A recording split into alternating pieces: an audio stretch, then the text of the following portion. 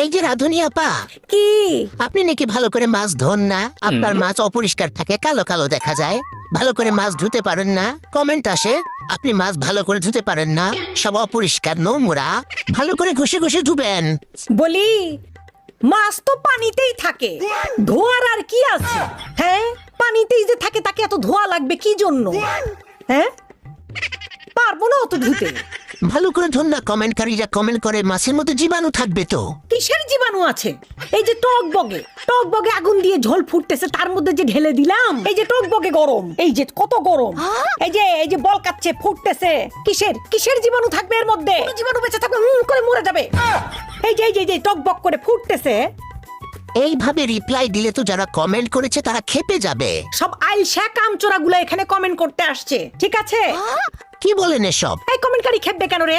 আমি কি কমেন্টকারীর জন্য রান্না করছি? আমি আমার পরিবারের জন্য রান্না করছি।